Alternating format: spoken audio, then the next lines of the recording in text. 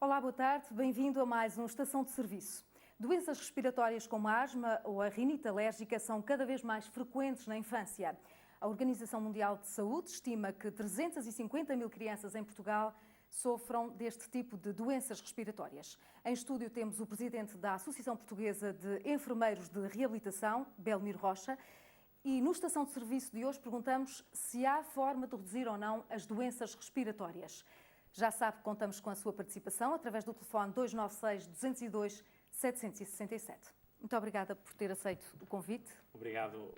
Eu, de facto, estamos satisfeitos pelo convite. É uma honra podermos participar e poder também ajudar a esclarecer alguns aspectos. Queria começar por perguntar se há razões aparentes para este aumento do número de casos de doenças respiratórias em Portugal. Sim, existe.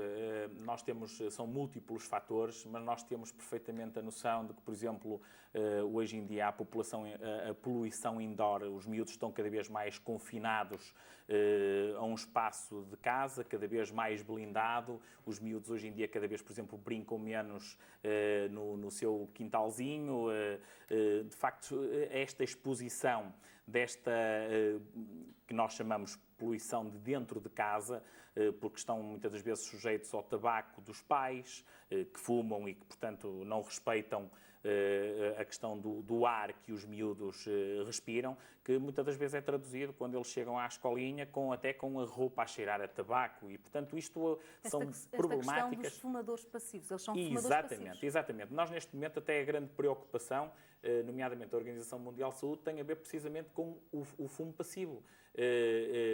As leis são também um bocadinho no sentido de proteger aqueles que são indefesos nesta situação. E, de facto, então, as os crianças... ambientes em casa são os principais responsáveis? Os ambientes em casa também são grandes responsáveis, nomeadamente neste aspecto das doenças, nas infecções respiratórias dos miúdos, porque efetivamente eles estão expostos, não há uma grande fuga para o miúdo, porque tem que estar muitas das vezes ali a levar com o tabaco dos pais, efetivamente. E as mudanças ambientais, a poluição? Claro, agora... também são, foi o que eu estava há bocado a dizer, que no fundo são vários os fatores. É óbvio que a poluição em si também muito contribui, mas também, por exemplo, há muitos aspectos de hábitos e estilos de vida saudáveis que hoje em dia os nossos miúdos, as nossas crianças, muitas delas não têm, porque no fundo é assim, coisas tão básicas em termos de aspectos preventivos, e reparem, a prevenção é neste momento a grande palavra-chave para a questão das infecções respiratórias. Há muitos aspectos que, de facto, nós estamos a descurar. Antes de irmos à prevenção, isto para as pessoas terem uma noção de que tipo de situação é que estamos neste momento em Portugal e nos Açores, obviamente. Quais são as patologias que são mais frequentes e que acontecem mais, que chegam mais aos serviços de saúde? Em termos de doenças respiratórias? Sim, em termos de doenças respiratórias, nós temos, de facto, as rinites alérgicas, temos as asmas, temos, de facto, as bronquiectasias, as bronquiolites. São, de facto, muitas as nossas patologias e que, de facto, consomem muitos recursos. Estas patologias respiratórias consomem muitos recursos do ponto de vista quer de urgência, quer, nomeadamente, de internamento.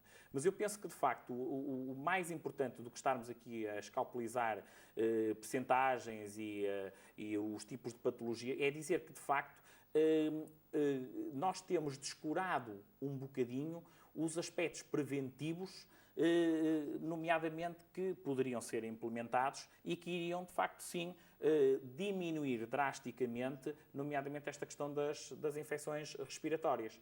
E eu estou a falar... E que atitudes preventivas, então, são essas que se pode fazer? À cabeça, sem dúvida, a lavagem das mãos. Quantos de nós pensarmos, e muitos dos nossos telespectadores neste momento ao ver o programa, já não conseguiram contabilizar, mas seguramente já levaram a mão à boca, ao nariz, aos olhos, que no fundo é assim, é nós percebermos que as formas de transmissão das infecções respiratórias estão muito ou por contacto, efetivamente a gente contacta o sítio onde já está com determinada carga e depois levamos à boca, ou de facto por contacto direto. Mas o contacto direto, curiosamente, é muito menor do que o contacto por a forma de contágio por contacto, que nós levamos à boca, a mão, carregada com todos aqueles bichinhos, e efetivamente a questão da lavagem das mãos deveria ser o aspecto primordial, prioritário, que de facto nós devíamos ensinar às nossas crianças que antes de comer, depois de brincar, porque se de facto fizermos isto, estamos a reduzir significativamente as probabilidades de podermos estar... Fizemos tudo isso a quando da gripe A. Exatamente. As pessoas mantiveram esses hábitos? Não, infelizmente não. A gripe A, quando foi, do ponto de vista de comunicação social, foi dada uma ênfase enorme pelas questões de mortalidade e das doenças que acarretaram nesse seguimento, mas é assim, efetivamente, deveria ter resultado dessa altura uma espécie de mudança de comportamentos, uma espécie de um compromisso de cidadania das pessoas para manterem determinado tipo de hábitos. É óbvio que, por exemplo, já não deveríamos usar o lenço de pano, e a gente às vezes vê nas escolas ainda as toalhas de pano, e, portanto, se virmos que um miúdo que está constipado, ou tem uma infecção respiratória e vai seguramente limpar ali, se o outro miúdo também vai limpar, de facto nós estamos a propiciar. Os kits de desinfecção continuaram a existir nas empresas e nos centros de saúde, nos hospitais? Continuaram. Efetivamente, não foram retirados? Não foram retirados, não. Podem estar agora já não a ter aquela frequência tão grande de substituição, de recarga, mas continuaram. Esse foi um aspecto positivo que de facto a gente nota que ainda se manteve. Mas aspectos básicos como a questão dos lenços de papel, que deveriam de facto ser um uso banalizado, portanto estamos a notar um bocadinho o retrocesso, está-se a notar um bocadinho de retrocesso, por exemplo, as pessoas não devem fazer aquele espilro para a mão, devem ser, portanto, isto de facto foram aspectos que estão a começar a ser um bocadinho descurados e que automaticamente, ao descurarmos estes aspectos, estamos a aumentar a probabilidade de poder vir a contrair mais infecções respiratórias. Por comparação, há doenças respiratórias muito mais preocupantes do que foi a gripe A, em termos de comparação? Seguramente. Qual é que colocaria Bom, é assim, a questão nós temos, por exemplo, a questão da tuberculose, que de facto tem aspectos muito mais marcantes do ponto de vista de incapacidade, do ponto de vista do absentismo, do ponto de vista das sequelas de futuro, que felizmente, segundo os dados da Organização Mundial de Saúde, parece que de facto está agora a haver um certo decréscimo, mas se de facto nós nos descuidarmos nestes aspectos preventivos, no aspecto de fazer um seguimento à risca do esquema terapêutico, de fazer uma instituição de hábitos e estilos de vida saudáveis, de mantermos aspectos preventivos, isto seguramente vai novamente inverter a situação e vamos, de facto, ter situações de mais casos. Voltando aos aspectos preventivos, que mudanças em doenças como a asma, como a bronquite, como as alergias, se tem que operar em casa ou fora de casa para evitar ou para diminuir? Nós, enquanto enfermeiros, e neste caso enfermeiros de reabilitação, por exemplo, o aspecto da área respiratória, de facto, toca-nos muito e, de facto, diz-nos muito. E há aqui um aspecto que os nossos telespectadores devem ter, que é no sentido de, em caso de dúvida, devem consultar o seu médico de família ou o seu enfermeiro de família. E devem, de facto, fazê-lo no sentido, até muitas das vezes, por alguma antecipação, manter este contacto, este diálogo, esta articulação. Estamos convencidos que este aspecto vai ter que ser altamente valorizado no sentido de não deixar, muitas das vezes, algumas situações evoluírem muito e negativamente, que depois, quando chegam depois a uma situação de um serviço de urgência ou depois até de um internamento, vão implicar uma grande carga, quer do ponto de vista de custos em recursos, quer do ponto de vista de alguma qualidade de vida da própria criança que vai ficar, no fundo, por exemplo, em causa. Um ato simples, deixar de fumar em casa, não poderá evitar que haja crise de asma? Esta situação nem deveria ser sequer colocada. O que é que é possível fazer para evitar ácaros dentro de casa? Por exemplo, a questão do tabaco, sem dúvida que a evicção, deixar de fumar é ponto crucial. E principalmente, então se tiver miúdos em casa, pelo menos pela saúde dos miúdos, fumem fora de casa e, portanto, respeitem pelo menos a saúde dos mais indefesos. De seguida, e também se quiserem, podem ter ajuda por parte quer do enfermeiro de família, quer do médico de família, no sentido até estas pessoas de poderem entrar em algum programa para deixar de fumar.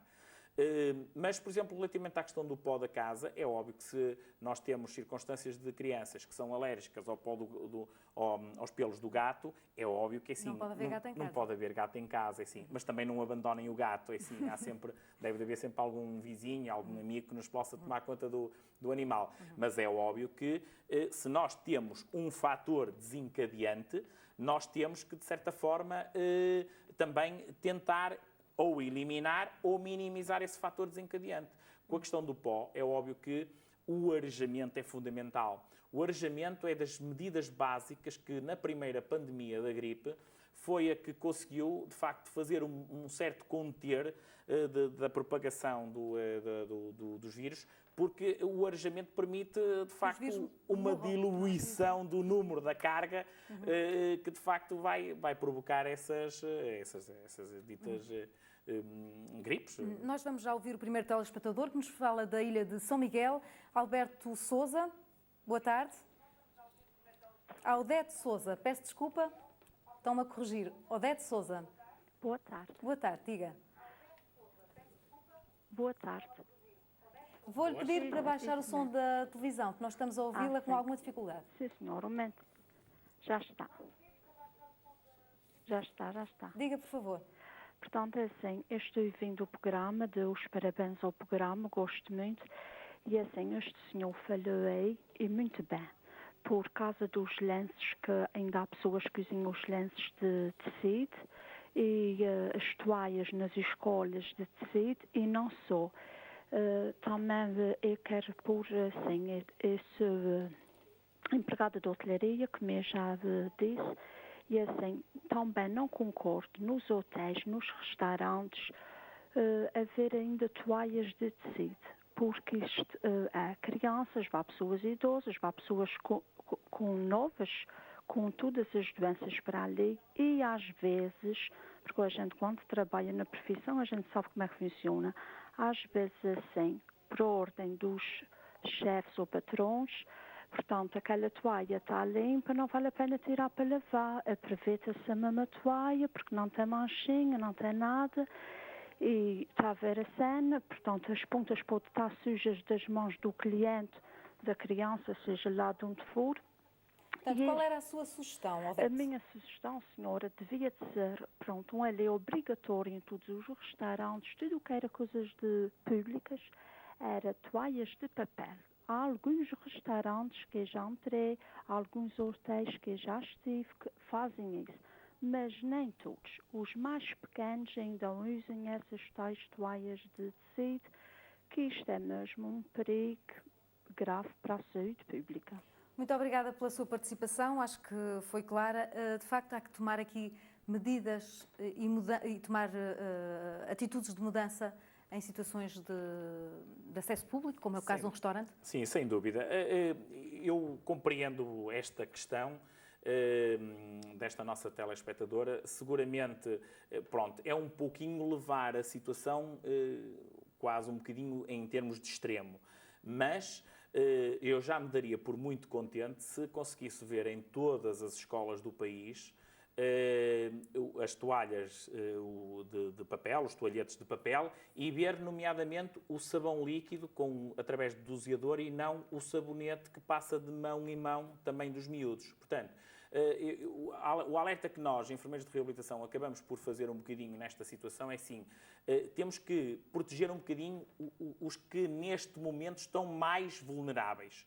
E os pequeninos nomeadamente, hoje em dia começa-se cada vez mais com a questão do jardim infantil e, portanto, crianças de 3 anos, mais tempo fora de casa, cada vez mais pequeninos, mais vulneráveis. Aliás, a gente nota que quando a nossa criança com 3 anos ingressa no jardim de infância, ele parece que começa a contactar com toda aquela, no fundo, desculpando o termo, bicharada, e, portanto, acaba por ficar logo doente naqueles primeiros tempos e tal. Isto também é importante. Também é importante que ele tenha contacto com as outras crianças e, portanto, nós não podemos criar aqui um ambiente estéril em que depois... Eu ia perguntar precisamente isso, se às vezes também não há demasiada... Há demasiado proteccionismo, claro que depois... Tudo muito esterilizado, não é? Temos depois as situações extremas. É assim, nós não conseguimos ter um mundo estéril e, portanto, vai continuar a haver. E, portanto, o que nós temos que ter... Com o mínimo contato com o exterior... Ora, nem mais. Quer dizer, a pessoa ficava logo doente. Portanto, no fundo é assim... Nós temos que ter um conjunto de hábitos e estilos de vida saudáveis. É muito importante que a pessoa faça de vez em quando umas inspirações e umas expirações profundas, que de facto meta o arzinho pelo nariz, o arzinho depois saia pela boca como se estivesse a soprar uma vela, com os lábios semicerrados, portanto, cheirar uma flor, e entretanto depois soprar como se estivéssemos a soprar numa vela, profunda e lentamente. Isto é importante, são pequenos exercícios respiratórios para ventilar todos os nossos pulmões, todas as áreas dos nossos pulmões. Parecem coisas simples, simples, que básicas. As pessoas normal não dão a importância, não é, no dia a dia. Muitas das vezes nós procuramos respostas complexas, procuramos muitas das vezes soluções complexas para coisas que muitas das vezes de facto estão ao nosso acesso.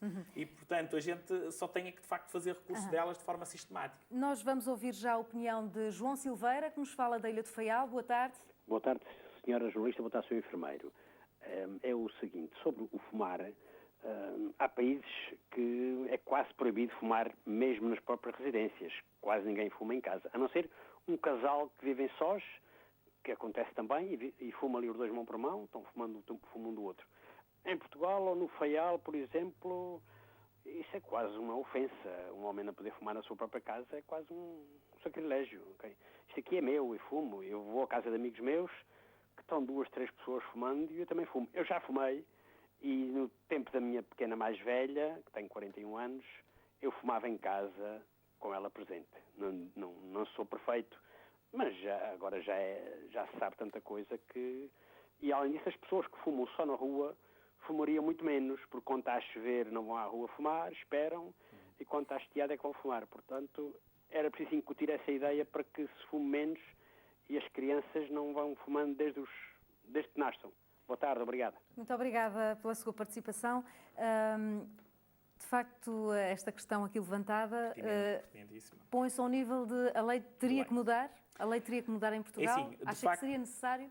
De facto, já foi feito um grande avanço com esta lei em termos do tabaco. Mas nós temos a noção de que também, tal e qual a gripe, a lei entrou e, portanto, houve um cumprimento e agora, paulatinamente, também vamos assistindo a um bocadinho de um certo relaxar das pessoas face a isto. Eu, um dia destes, fiquei muito admirado, num hotel onde fiquei, que mesmo por baixo da placa de não fumar, zona não fumadores, e portanto estava ali uma pessoa, um turista, a fumar na maior dos à vontade, e portanto eu é que me tive que retirar, quer dizer, e a placa estava lá no sítio. Isto para dizer que é assim, há aqui um grande aspecto que é a responsabilidade social, a cidadania, que muitas das vezes falha. Tem que ser muito mais ativa. Muito mais ativos. A minha liberdade é até... Ora, nem mais. E, portanto, eu espero não termos que chegar ao ponto do fumador ter que ser responsabilizado para pagar as despesas decorrentes se apanhar um cancro do pulmão, ter que pagar as suas despesas. Porque, assim, isto vai haver esta tendência de, se as pessoas sabem que fumar faz mal, provoca cancro, se eu continuo a fumar e de facto vou ter um cancro, vou ter que pagar esta despesa. E espero não termos que chegar a um ponto destes que de facto muito restritivo e muito punitivo e que as pessoas por antecipação percebam que de facto têm que ter uma responsabilidade social e um papel de cidadania, de respeito, precisamente também pelos outros. Eu queria voltar aos aspectos da prevenção, mas antes vamos até São Miguel para falar com a Fernanda Tomé. Boa tarde. Olá, Marta Silva, boa tarde. E também ao enfermeiro, boa tarde. Diga, por favor, pode colocar a sua questão ou a sua opinião. Eu queria perguntar aí ao enfermeiro, Marta. Portanto, eu tenho um menino, portanto, que é autista, tem 15 anos, e é um problema porque, portanto, ele é um menino que, pronto, é tal coisa, precisa sempre do nosso apoio. E, portanto, eu tenho que andar a lavar-lhe as mãos, eu tenho que, pronto, é um apoio constantemente. E ele quase sempre, portanto, quando chega a esta altura de outubro, até praticamente até primavera, constipa muito. Eu queria perguntar aí ao enfermeiro. Portanto, ele tem, portanto, ele já foi para o bloco 2 vezes dos dentes, tem vários, portanto, problemas de dentição, já fui lá para o Estefânia também, portanto, com obsetos de 9 dentes que aqui não conseguiram tratar. Será que o enfermeiro pode-me responder se este menino, portanto, constipa mais vezes assim, portanto, ele num mês, até se for preciso, leva uma constipação de semana a semana, quer dizer, tem que ficar 3 ou 4 dias em casa, não sei se também será derivado a este problema, portanto, que ele tem, que é um menino com problemas, que tem sempre que ir para o bloco, para tirar ou para tratar de dentes, ou, portanto, será que, porque eu também tenho assim bastante higiene com ele, portanto, é lenços de papel, como a enfermeira estava a dizer, lavo-lhe as mãos várias vezes ao dia, também os dentidos quando está aqui no núcleo especial de Vila Franca do Campo e em casa, também estou sempre, portanto, com ele em máximo de cuidado.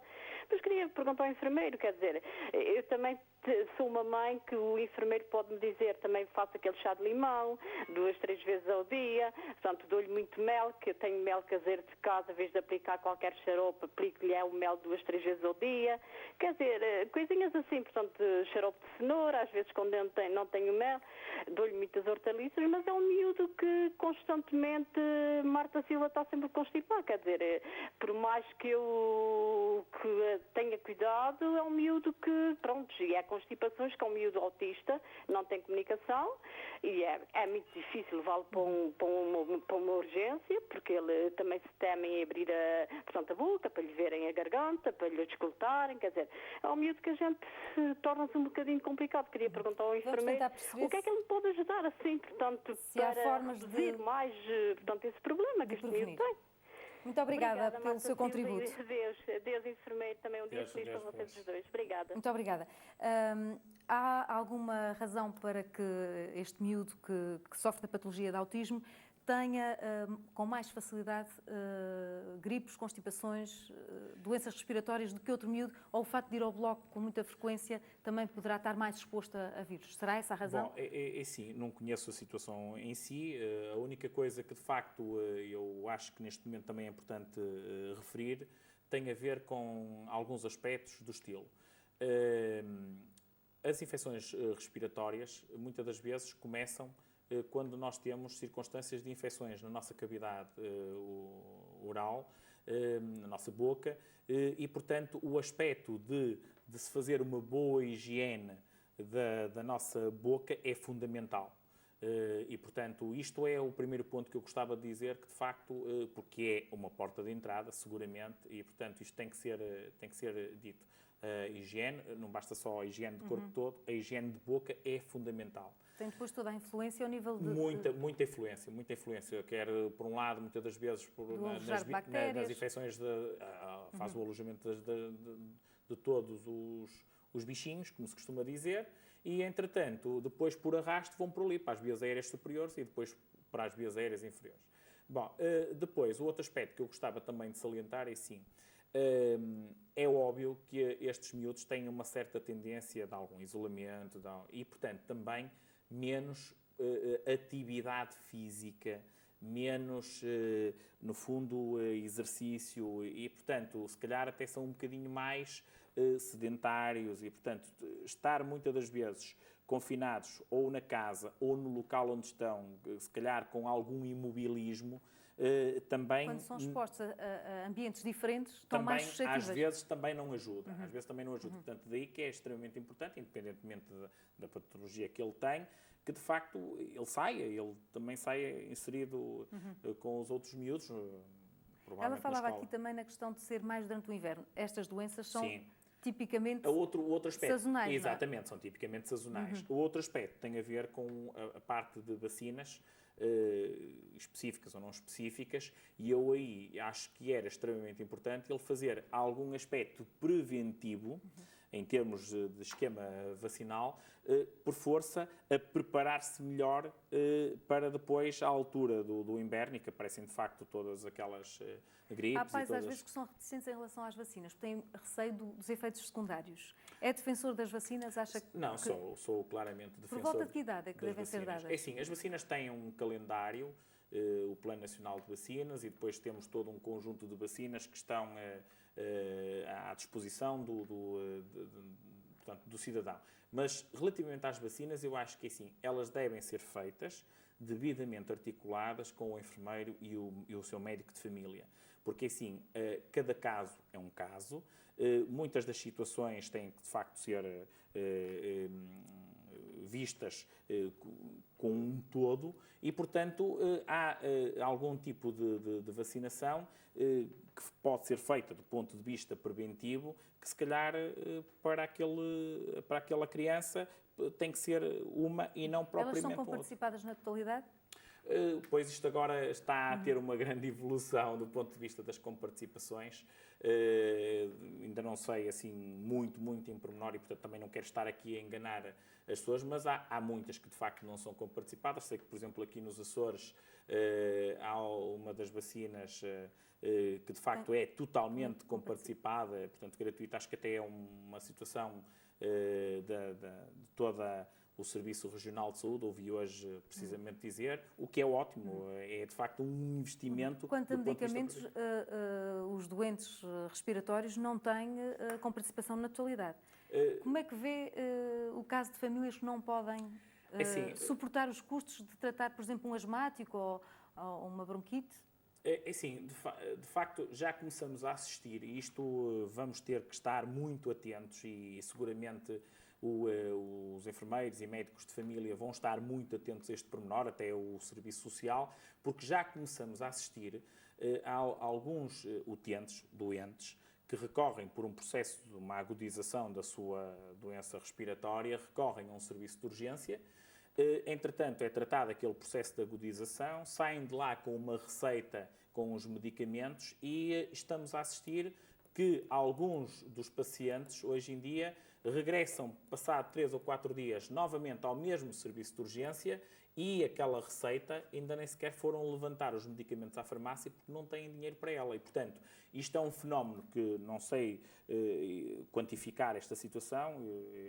Eu sou enfermeiro, eu trabalho sou enfermeiro-chefe de um serviço de pneumologia e nós temos alguns doentes nossos crónicos que já começamos a assistir a esta problemática. Como é que lidam com uma situação dessas? Bom, assim, em primeira linha, claro que a nossa maior preocupação é fazer a resolução no momento, ok? Estabilizar o doente, controlar a sintomatologia e prepará-lo novamente. E quando nós detectamos que, de facto, esta pessoa teve este tipo de comportamento, porque de facto não levantou a medicação, não tem, assim, estamos a tentar, no fundo, canalizar para um conjunto de recursos, quer do ponto de vista do serviço social, quer do ponto de vista do apoio domiciliar, quer do ponto de vista até de centro de saúde, por força a que ele possa ser acompanhado, porque seguramente esta situação vai ficar muito mais cara a todos nós, cidadãos, se de facto ele não cumprir a terapêutica e tiver que fazer recurso mais vezes ao serviço de urgência e mais internamentos... Em termos futuros vai ser um doente mais caro. Mais caro, seguramente mais caro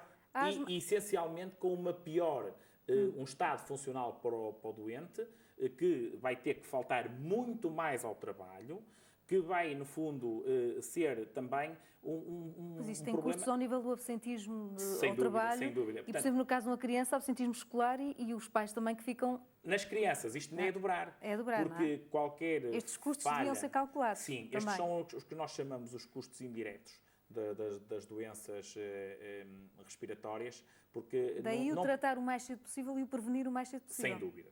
Sem dúvida, porque assim, nós estamos a fazer os custos ao custo direto de utilização do serviço de urgência, em termos de fármacos, de médicos, de enfermeiros, de internamentos e afins, mas de facto há um custo indireto, isto já para não falar da perspectiva do ponto de vista funcional da criança e do ponto de vista da sua qualidade de vida, porque assim, nós temos que de facto acrescentar, não é só vida, é mais qualidade de vida àqueles anos que de facto nós acrescentamos. Vamos ouvir agora a opinião de Fátima Borges, que nos liga da Ilha de São Miguel. Boa tarde. Olha, boa tarde, parabéns pelo seu programa, parabéns à RTP Açores e parabéns ao Senhor Enfermeiro. Eu estou-me dizendo a atenção, estou aqui a ver a atenção do Senhor Enfermeiro, estou a gostar muito do programa. Era só para tomar uma informação, e tenho um neto com 12 anos. Acontece aqui, ele respira muito, porque na respiração dele é uma coisa muito diferente. E sempre espirrar, sempre espirrar, sempre espirrar. Já fui ao médico de família, ele disse-me a mim se por acaso tinha que tirar os coberturos, porque eu tinha coberturos de pelo, podia ser disso. Eu não tenho alcatifras, eu não tenho animagem em casa, como a neto mexa. Tenho sempre tudo em condições, eu uso os papéis de lance, leva para a escola sempre os seus lencinhos em papel. As toalhas é todos os dias lavadas, mas é um grande problema. Eu agora veio de colégio, já se lavou, já se vestiu, foi ali aos computadores e já chegou a casa, está sempre nesse espirrar de dia e de noite. Eu já não sei mais o que é de fazer, já fui uma vez para o Dr. Dias Pereira, não tem nada nos pulmões, não tem nada, mas eu não sei qual é o caso dele. Se ele chega a Gostaria pôr... de saber qual é o tipo de doença ou patologia que ele tem. Ele está sempre respirando, sempre, e respirando pedez muito imenso. Ok. Vamos tentar aqui perceber o que é possível fazer numa situação como estas. Obrigada, senhora jornalista, e eu também. Obrigada. Muito obrigada. Que quadro é este? Estamos perante alergia, não é? Sim. Supostamente, não é? Exatamente. É um quadro alérgico, sem dúvida. Mas parece, pelo menos, assim, O que é que se deve fazer numa situação destas? Eu penso que, em primeira linha, de facto, deve estudar esta situação e a pessoa indicada, o profissional indicado para uma circunstância deste género é um imunoalergologista, um médico imunoalergologia. Portanto, que, no fundo, lhe irá fazer uma bateriazinha de testes que lhes vai colocar desde os ácaros ao pó do gato, ao pelo do gato, pelo do cão, todo um conjunto... No fundo vai fazer o despiste, a triagem. Exatamente, porque perceber... se calhar aqui o que está a faltar um bocadinho é, de facto, este diagnóstico... Identificar a causa. Exatamente, porque se calhar esta senhora, esta nossa telespectadora, está a fazer tudo direitinho, porque de facto todas as medidas, mas há alguma coisa que está a escapar. E, portanto, há alguma coisa que está a escapar e, portanto, até se descobrir direitinho há um problema qual é... que se põe aqui, que é nem todas as crianças têm médico de família. E quando surgem casos destes, de crianças que não têm médico de família, que têm que fazer, de facto, essa triagem, o que é que deve ser feito? O que é que, a nível Açores, e tenho estado aqui a participar num encontro com especialistas, quer da região, quer a nível nacional, que esforços é que estão a ser feitos na região para tentar captar estas crianças ao serviço, tentar prevenir e atuar o mais cedo possível? Precisamente nesta nossa reunião que tivemos agora de reabilitação na criança, reabilitação respiratória na criança, isso também foi um bocadinho falado no sentido de que a região de saúde dos Açores está a fazer um esforço no sentido de dotar os cuidados de saúde primários, que são, no fundo, deveriam ser a porta de acesso do cidadão e não propriamente o serviço de urgência, devia ser ali a primeira porta a quem, de facto, o cidadão deveria recorrer e, portanto, estão a tentar dotá-la, quer com médicos, quer com enfermeiros. Acha que as próprias urgências, desculpe interromper, mas acha que as próprias urgências deviam ter, na triagem de Manchester, a prioridade dada a essas situações ou não? Não, a triagem de Manchester, o que nos vai fazer é uma questão de atribuição de tempos expectáveis de atendimento e, portanto, ela tem um conjunto, um fluxograma, uma árvore, a gente chama-lhe uma árvore de atribuição face aos sinais e sintomas que a pessoa nos apresenta. Não vou muito por aí. Entro mais de que, de facto, esta nossa telespectadora deveria consultar o seu enfermeiro de família e o seu médico de família no sentido de que pudesse ser encaminhada para um especialista da área, que neste caso ela, pelos bichos, já consultou um pneumologista, mas se calhar o imunoalergologista aqui é capaz de lhe poder ser mais útil, para que de facto tenha um seguimento e uma história devidamente documentada para não ter que fazer duplicação de exames, para não ter que fazer duplicações de medicações, duplicações de medidas que muitas das vezes são críticas, quer pelos gastos que vão ser feitos à nossa, portanto, mãe cuidadora do miúdo, quer nomeadamente os gastos que são feitos à região de saúde. E portanto, na região existem especialistas suficientes? Pois, eu esses dados confesso que não tenho. Sei que existem porque hoje de manhã, precisamente na nossa reunião, ainda estivemos lá com um E qual é o papel dos da médicos enfermagem? Qual é o papel da enfermagem? É assim, o papel da enfermagem, e gostava de o dizer claramente, que deve ser um papel de proximidade para com o doente. O doente deve ter uma facilidade de acesso ao enfermeiro, ao seu enfermeiro de família, no sentido de ser o primeiro, entre aspas, conselheiro, o primeiro, no fundo, educador nesta área da saúde, por força a que valorizar o que tiver que ser valorizado ou desvalorizar o que não tiver que ser valorizado. Porque, no fundo, o que acontece muitas das vezes é que assim, as populações não estudaram nem enfermagem, nem medicina e, portanto, têm dúvidas, como é óbvio. E, portanto, se nós não ajudarmos a tirar estas dúvidas, se nós, no fundo, não formos um verdadeiro parceiro, se esta comunidade da saúde não fizer esta envolvência do cidadão, o cidadão nunca sabe, quer dizer, é assim, para ele aquilo é uma urgência. Para nós, profissionais de saúde, entendemos que não.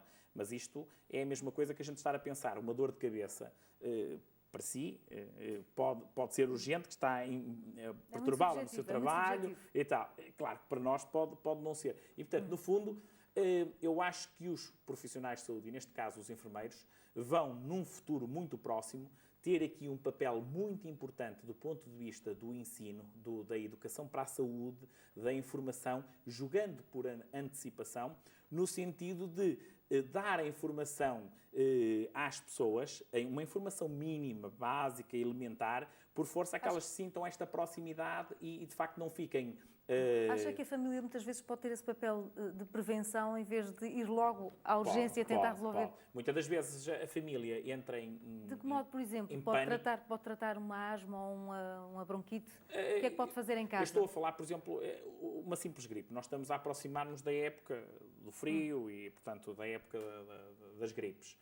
Uma simples gripe, é assim, a criança não tendo os sinais da infecção respiratória, portanto, tendo só aquele desconforto, tendo aquela temperatura um bocadinho elevada ali, que está naqueles limites, pouco acima dos 37,5, aquele pingozito do nariz, todas essas situações que a gente percebe que está ali decorrente um aspecto de gripe, portanto, gripe é um vírus, causado por um vírus, não temos que estar a forçar o médico, o enfermeiro, no sentido de que seja passado um antibiótico, que é para umas bactérias, portanto, não tem nada a ver com aquilo, e, portanto, não estamos a contribuir. E, portanto, se a família estiver devidamente esclarecida, tiver acesso ao profissional para tirar a dúvida, seguramente isto é mais fácil e compreende melhor, age melhor e até depois não faz, muitas das vezes, situações críticas, porque, por exemplo, alguns pais têm alguma dificuldade, por exemplo, em termos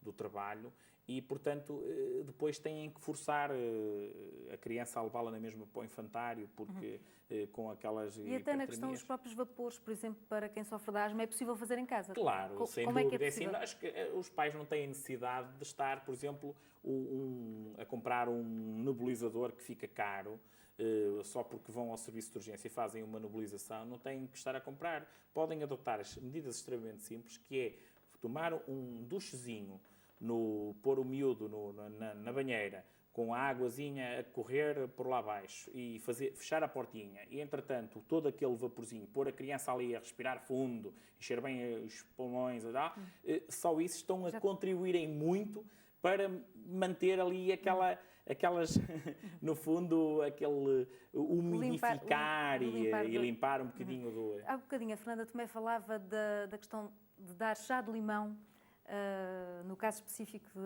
do seu filho. É apologista da medicina natural ou acha que, sim, que ela não tem cabimento aqui nestas circunstâncias? Não, nós os enfermeiros, quer dizer, não somos fechados às outras formas de tratamento, outras formas curativas, até porque, assim, essas são milenares, quer dizer, esta nossa medicina é uma medicina mais recente, mais interventiva, se calhar, mas, de facto, é muito importante que nós tenhamos uma mente aberta no sentido de estes aspectos tradicionais também não fazem mal, quer dizer, o chá de limão, mais importante que o chá de limão, é porque, de facto, a hidratação é um aspecto que as pessoas hoje em dia muito se desleixam, porque deveriam beber no mínimo 1,5 litro de água por dia. E eu acho que a grande maioria esmagadora das pessoas não o faz. E o nosso corpo é quase constituído de 75% de Há água. algumas doenças destas que são para a vida ou que têm cura? Há algumas doenças destas que são para a vida. Por Não exemplo, deviam ser consideradas crónicas? Eu digo isto porque agora fala-se muito nas isenções dentro das taxas moderadoras. Algumas delas deviam ser por crónicas? exemplo, uma asma que não seja bem tratada e que esteja atrás da agudização numa criança, eu estou plenamente convencido que, não tendo este processo sido feita aqui uma intervenção para separar esta cadeia, rapidamente uma coisa que era reversível, se calhar vai passar a crónica. Portanto, esta criança, se calhar quando adulta, depois vai ter uma doença pulmonar obstrutiva crónica. E, portanto, é muito importante que, a nível da criança, se nós queremos ter adultos saudáveis, é muito importante que nós façamos proteção das nossas crianças e que as crianças sejam saudáveis. Se estão doentes, que rapidamente voltem à sua forma de saudáveis, porque essa é a grande probabilidade de depois termos adultos saudáveis, que é isso que pretendemos. O desporto é compatível com doenças deste tipo? O desporto é compatível. A questão do desporto... Eu digo isto porque às vezes haverá crianças que querem seguir o desporto, mesmo como forma de competição, que querem ser atletas. E sim. É uma condicionante ou poderá ser ultrapassado? Nós temos atletas que fazem a sua medicação certinha, fazem os seus hábitos e estilo de vida saudáveis direitinhos e, portanto, conseguem manter esta questão. Eu acho que a questão do desporto, o mais importante que nós temos aqui a reter é que é importante que nós façamos exercício. É óbvio que, se calhar, vai haver um ou outro exercício que nós nos damos melhor, por força da limitação que possamos ter em termos de saúde, e, portanto, a gente vai sentir que, se calhar, ok, este aqui eu não me dou tão bem e até posso fazer um outro tipo de exercício. Mas há um aspecto fundamental que todos podem fazer e que todos deveriam fazer. Era, no mínimo, uma caminhadazinha, todos os dias de 30 minutos. Uma caminhada, não é preciso correr. Uma caminhada de todos os dias de 30 minutinhos, de facto, é excelente. E, de facto, nós, mais uma vez... Até pode trazer benefícios. Muitos benefícios. Traz muitos benefícios, porque, assim... Em termos físicos, o que é que acontece? É fácil. Em termos físicos, e nós chamamos isto readaptação ao esforço. Porque nós, se entrarmos num ciclo vicioso, que é assim, eu não consigo fazer... faço menos, cada vez faço menos, não consigo, para a próxima que queira fazer qualquer bocadinho de exercício, não consigo. E, portanto, nós temos que quebrar aqui esta cadeia, e esta cadeia é eu tentando ir fazer cada vez um bocadinho mais de exercício. Ok, eu hoje começo por fazer 10 minutos de caminhada, fica cansado, ok, mas amanhã 11 minutinhos, depois 12, depois 13, e, portanto, vou fazendo uma readaptação ao esforço. É muito importante que as pessoas não se acomodem e que, de facto, sintam que a sua saúde depende muito delas também. Nós estamos mesmo no fim, mas há uma questão que lhe queria colocar ainda, que é, ao nível da investigação, o que é que tem sido feito no nosso país para, de alguma maneira, também atenuar este tipo de doenças? Bom, é assim, ainda agora no congresso que está a decorrer ainda? Está a decorrer hoje ainda, e amanhã? exatamente hoje e amanhã, e eu, de facto, gostava de dar aqui uma palavra de agradecimento, nomeadamente às pessoas que são responsáveis por a organização. São duas enfermeiras de reabilitação, a enfermeira Italina Freitas e a enfermeira Margarida, que tiveram a ideia de juntar os diferentes profissionais, independentemente de serem médicos, psicólogos, enfermeiros, assistentes sociais, pais, porque, de facto, este é que é o verdadeiro caminho. É, no fundo, as pessoas sentirem que é em conjunto que nós vamos encontrar a solução, se calhar não para eliminar, mas para minimizar muitos destes problemas. Porque, neste momento, do ponto de vista científico, não existem grandes novidades. Aliás, eu penso que nós vamos, inclusivamente, buscar coisas simples, básicas, que nós já deveríamos ter. E, portanto... As universidades não estão muito voltadas para este tipo de doenças? Dão prioridade a outras, como, por exemplo, o cancro? Dão prioridade. A outras? Agora, é assim, nós temos a noção, e é por isso que eu também gostava de dizer que, é assim, esta questão da dita crise vai levar a alguns cortes do ponto de vista da investigação e desenvolvimento. E, portanto, é normal que a velocidade de descoberta de novas coisas mais complexas que são importantes, se calhar já não vai ser a um ritmo tão alucinante como nós tivemos há 15 ou 20 ou 30 anos atrás. E, portanto, vamos ter que aprender a viver com coisas simples. As pessoas vão ter que aprender a articular bem, em termos de profissionais, a rentabilizar estas situações, que é assim, eu tenho um caso, se eu, enfermeiro, não consigo resolvê-lo, eu tenho um outro profissional que o possa fazer, eu tenho por dever de encaminhá-lo para este profissional e tentar ajudar no sentido da resolução deste caso. Não é a pessoa depois ficar perdida, que depois, quer dizer, não resolveu o problema, mas depois também ninguém lhe resolve e ela depois fica sem a informação necessária e sem a resolução do caso. Nós temos mesmo que terminar. Muito obrigada pelas suas explicações sobre esta questão das doenças respiratórias. O Estação de Serviço fica por aqui, regressa amanhã, como sempre, à mesma hora. Obrigada pela sua preferência. Boa noite.